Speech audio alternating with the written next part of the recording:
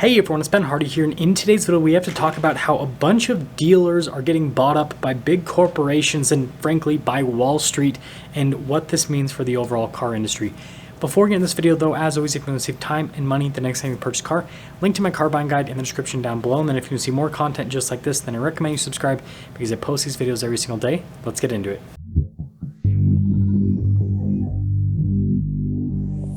So first off, if you don't already know, more and more dealers are becoming corporate owned and Wall Street owned. And this really escalated over the course of the pandemic because you had a lot of family owned dealerships that basically just sold, completely got out of the car business and were bought up by, again, these large corporations and these Wall Street firms. Let's first talk about the benefits of these corporate owned / Wall Street owned dealers, because there actually are some benefits. The first benefit is that there's typically more pricing transparency with these types of dealers. And this actually makes quite a bit of sense because a lot of these dealers are, again, owned by companies or funds that are publicly traded. And so they don't want to be in the news for doing bait and switch tactics, right?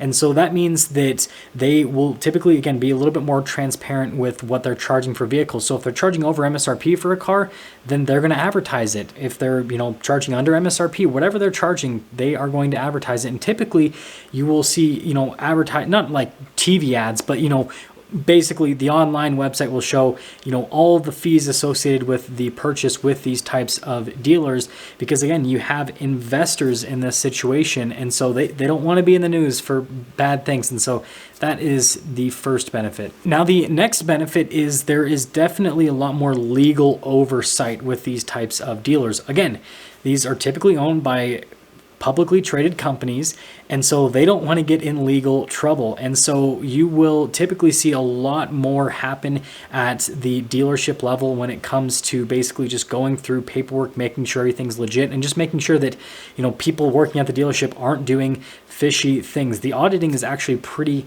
intense, and so that's obviously good for you as a customer, because then that means that dealers aren't doing illegal things to basically, steal money from you as a customer. And then the next big benefit is that these dealers typically will have certain benefits within their dealer network, where you can basically service your car at any dealer that is owned by this corporation or by this Wall Street firm. And so you're able to save money sometimes because of the whole service network they have set up, because they're all ultimately owned by the same company. And then the last big benefit that I see with these publicly traded dealers is that there are typically pricing caps in terms of what they can charge over MSRP on a vehicle, if it's a vehicle that they typically charge over MSRP on. Now, obviously, nobody wants a vehicle to go for over MSRP, but there are certain vehicles that always go for over MSRP. However, with these dealers, the, investors will basically say this is the max amount of markup you can charge on a vehicle, because again, they don't want to be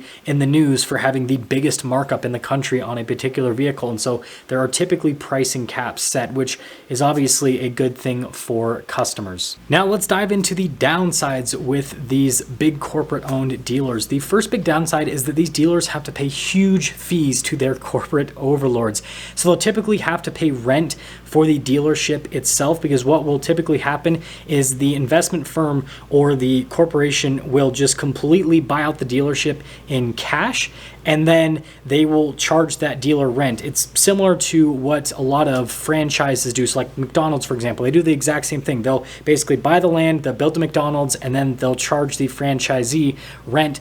These corporate dealer overlords do the exact same thing. So they have rent charge they have to pay every single month. And then on top of that, they will charge them for every single vehicle that they get on their lot. So if they get a vehicle traded in, they have to pay a fee on that vehicle. If they get a new vehicle from a manufacturer, they also have to pay a fee on that vehicle. And that fee can range anywhere from $500 on the low side, which it's not really existent in today's world anymore, to $2,000 to $3,000 per car.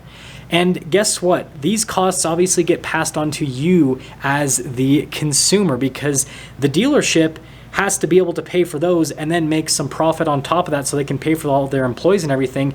And so this is obviously a downside for not only the dealer, but for you as a consumer, because these fees and everything are ultimately going to get passed on to someone, and that someone is the person that is buying the cars. And it doesn't just end there, because a lot of these corporate overlords will basically micromanage every transaction at the dealer to make it so they can squeeze as much money from the dealer as possible. So like little items like, I don't know, pens, computers, stuff like that, if the dealer needs to buy those items, they can't just go and buy them themselves.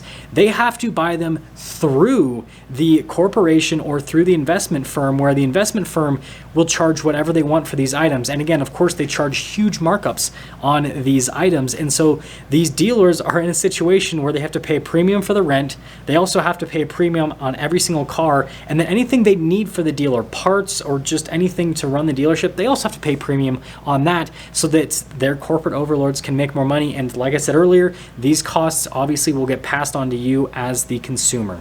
And because these dealers are paying these crazy fees, that means that they can't pay their employees as much. Now, I know most of you watching this video probably won't care about that, but this is actually really important, because generally speaking, the more money someone makes, the better they're going to be at their job. Obviously, there are always going to be exceptions, but in the car sales world, if someone is getting paid more for what they're doing, then they're going to continue to hone their skills and try to become better and better at the position so they can keep making that amount of money and, you know, potentially make even more. But when you have these corporate overlords that are charging you crazy amounts for everything, well, you're not going to be able to make nearly as much money. And so what you see is that a lot of the top talent will leave these dealers. And so you'll be in a situation where you have to deal with the bottom of the barrel when you go and purchase a car from some of these dealers, because that's all they can basically hire. That's the only group of people that are willing to work for these corporate dealers. Now, obviously, there are going to be a lot of talented people that work at these dealerships, but you know, when those talented people see they can make twice as much money at a dealer that's not owned by some corporate overlord, chances are they're going to go over to that dealer and do a similar position and get paid a lot more. But the next big downside is the fact that these corporate-owned dealers tend to have a ton of money. And what this means is if they end up doing anything shady, then it's really easy for them to just sweep it under the rug, because they have all of the money in the world to pay for the best lawyers.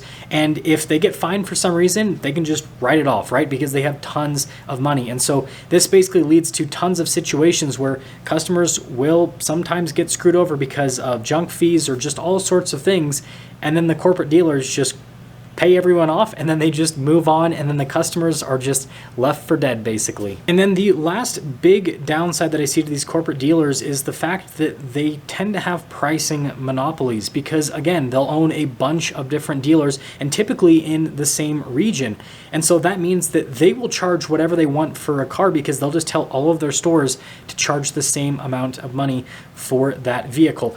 Now, a lot of manufacturers see this, and they obviously don't want this. And so what a lot of manufacturers will do is they'll basically put a cap on how many dealers a particular owner can own. And I've seen situations happen where, you know, groups of dealerships will get bought up, and then they'll actually have to sell off some of the dealers because they own too many of one manufacturer. That manufacturer basically has an anti-monopoly thing in their clause of ownership. And so there are some protections, but still, these big corporations can buy up enough dealers to where they have like pricing power over a certain region. So that's why you'll see certain regions where they'll basically have insane prices on vehicles. And if you notice, those same regions will be owned by the same exact entity with like all of the dealers. And it's like, coincidence? I think not. Oh, and actually a bonus point that's another downside with these big dealer groups.